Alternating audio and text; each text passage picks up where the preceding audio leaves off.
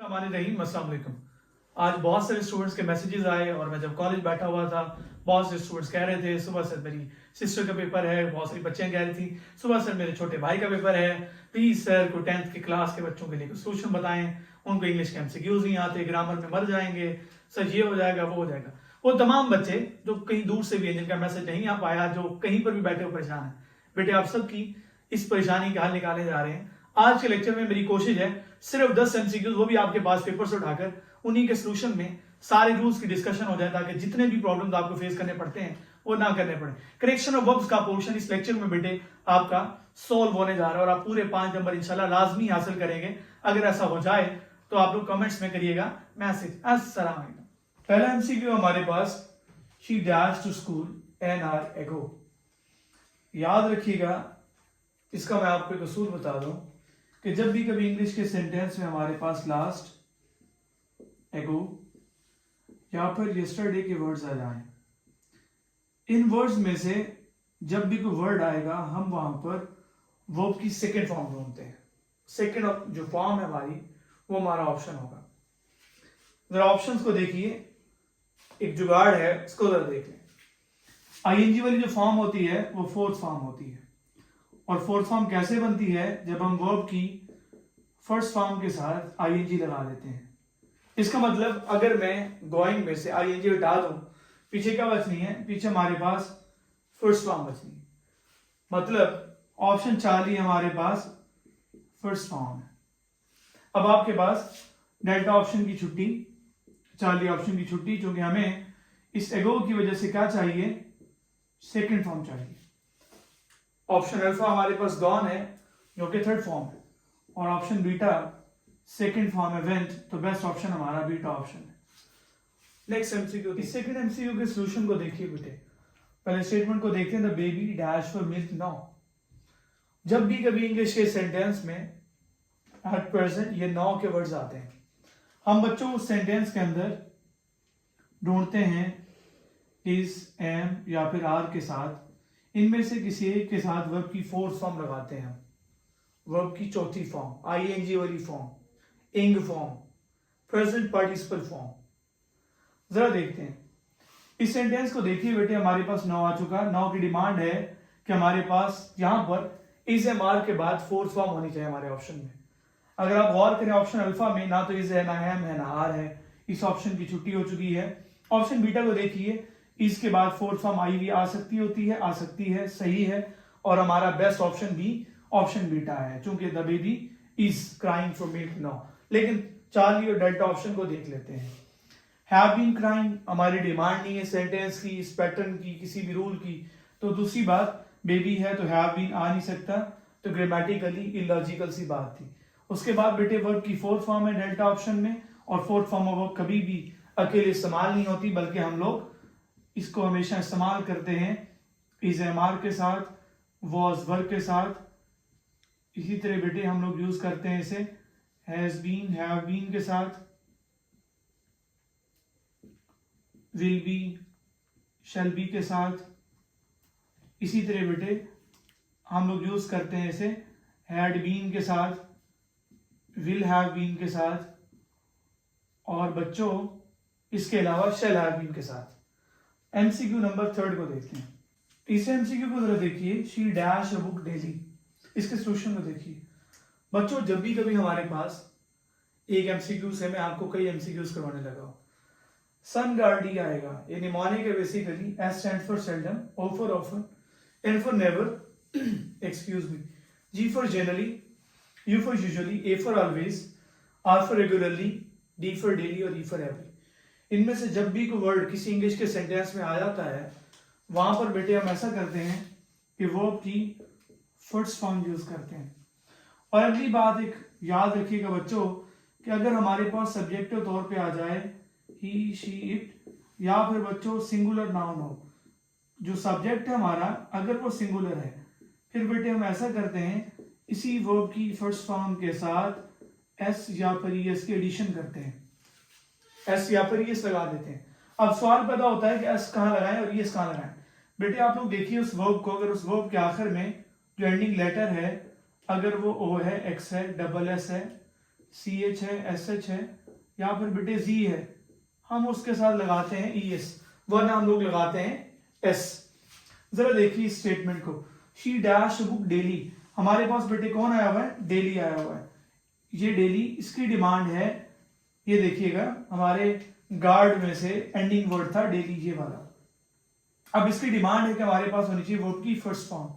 अब बच्चों देखिए, आर रीडिंग हमारा ऑप्शन हो नहीं सकता, उसकी छुट्टी वैसे ही।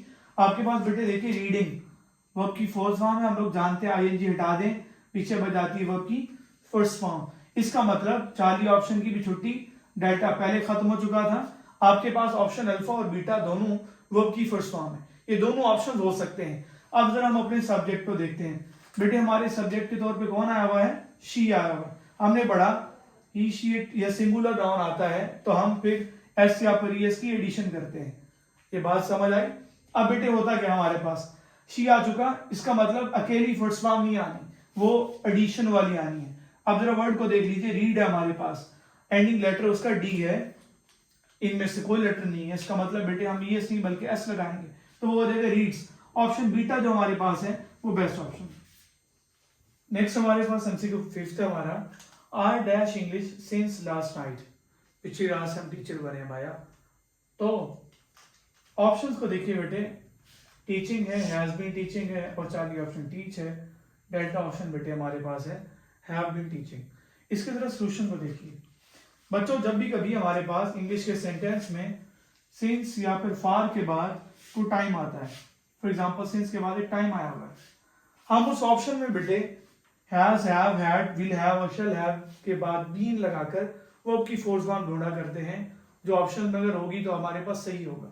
अब बेटे होता क्या है, जरा गौर करिए, ऑप्शन चार्ली, अब ऑप्शन अल्फा जो है टीचिंग, वर्ब की fourth form has been, have been, had been, will have been, shall have been नहीं है, तो गलत है। और वैसे भी अकेली कभी भी फोर्स फॉर्म इस्तेमाल नहीं होती। ऑप्शन बीटा में देखिए हैज बीन टीचिंग आया और सिंस की डिमांड थी, तो ये ऑप्शन हो सकता है हमारा, जरा रुकिएगा।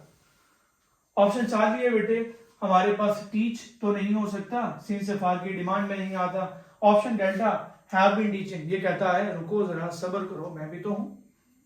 तो बच्चों आई को देखिए, सब्जेक्ट के तौर पे हमारे पास आया हुआ है आई, तो हैज बीन टीचिंग की हो जाती है उई, तो उसकी छुट्टी हमारे पास बेटे बच जाता है हैव बीन टीचिंग, तो हैव बीन टीचिंग जो है बच्चों वो बेस्ट ऑप्शन है। नेक्स्ट MCQ है हमारे पास बच्चों, if he teases me I dash him, अम्मा कहती हैं अगर मेरा बेटा मुझे तंग करेगा रमजान में इफ्तार के वक्त तो मैं उसको चपेड़े कराऊंगी, उसका बूता तोड़ूंगी। बच्चों होता क्या है, करिए ना जरा सॉल्व, बैटरी लो हो गई ना, होगी थोड़ी बहुत। अम्मा की धमकियों को हमने थोड़ा सा कंडीशनल सेंटेंस में यूज किया। इसके लिए बच्चों ट्रिक है आप लोगों के पास, बहुत मजे का ट्रिक है।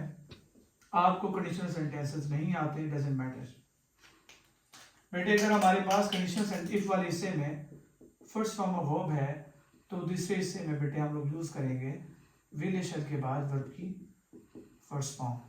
ये first conditional basically type 1 conditional sentence.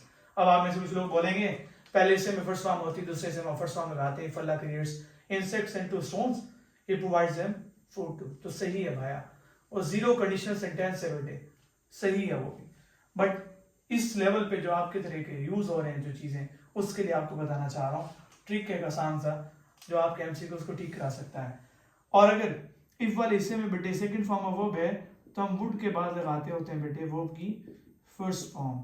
और अगर बेटे हमारे पास इफ वाले हिस्से में हैड के बाद थर्ड फॉर्म है तो दूसरे हिस्से में हम लोग यूज करते हैं बेटे वुड के बाद हैव, और हैव के बाद आप लोगों को पता है बेटे कौन सी फॉर्म आती है, थर्ड फॉर्म। जरा देखिए बच्चों, इफ इट इज मी हमारे पास आई है सेकंड फॉर्म, इसका मतलब बेटे दूसरे हिस्से में क्या आना है, वुड, सेकंड फॉर्म आई है, वुड के बाद फर्स्ट फॉर्म।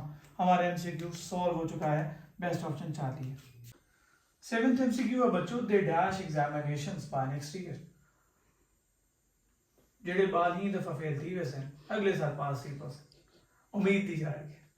अब बेटे होता क्या है, हमने पढ़ा नेक्स्ट डे टुमारो के वर्ड्स आएंगे तो बच्चों हम लोग क्या करते हैं, हम बेटे कर रहे थे विलेशन के बाद वर्ब की फर्स्ट फॉर्म लगा रहे थे, लेकिन यहाँ पर बेटे की एक्सेप्शन आ चुकी है। अब मामला कुछ और है, हालात जज्बात सब कुछ बेटे बदल चुका है। बाय आया हुआ है, बाय के बाद फिक्स टाइम, अगर बेटे बाय के बाद फिक्स टाइम है तो इंडिकेशन होता है प्रॉफिट की, और नेक्स्ट इंडिकेशन है फ्यूचर की। तो बेटे इसका मतलब यह है कि आपके पास फ्यूचर प्रॉफिट वाला जो ऑप्शन होगा वो सही होगा। ऑप्शन अल्फा में ऐसा वैसा कोई सीन नहीं है, फ्यूचर इंडेफिनिट है, विल के बाद फर्स्ट फॉर्म नहीं है। अगर बाय का चक्कर ना होता, सिर्फ नेक्स्ट स्टेप टू हमारे में से कुछ होता, फिर बेटे हम लगाते अल्टीमेटली ऑप्शन बीटा हमारा करेक्ट ऑप्शन होता। अब बच्चों क्या है, वुड पास के बाद ऑप्शन नहीं हो सकता, बेस्ट ऑप्शन हमारा बेटे है will have passed. 8th MCQ हमारे पास बच्चों, when the teacher reached college students रफू चक्कर डैश। ऑप्शन अल्फा है बेटे गो, ऑप्शन बीटा है हैड गॉन, ऑप्शन चार्ली है वेंट, और ऑप्शन डेल्टा है गोइंग। पहली बात तो ये है बेटे, आसान से एक फार्मूला हमारे पास, आसान से रूल है, PFP past follows the past. इसमें दो जुगाड़ है। जब बेटे हमारे पास इस तरह का पैटर्न आ जाए, व्हेन द टीचर अराइव्ड और when the teacher reached college, हमारे पास इसमें देखिए कौन सी फॉर्म है, सेकंड फॉर्म, पास्ट है, तो पास्ट को पास्ट ही फॉलो करेगा, यहां पर भी पास्ट होना चाहिए। ऑप्शन अल्फा जो है पास नहीं हो सकता, ऑप्शन डेल्टा भी पास नहीं हो सकता, ऑप्शन बीटा और चार्ली पास हो सकते हैं।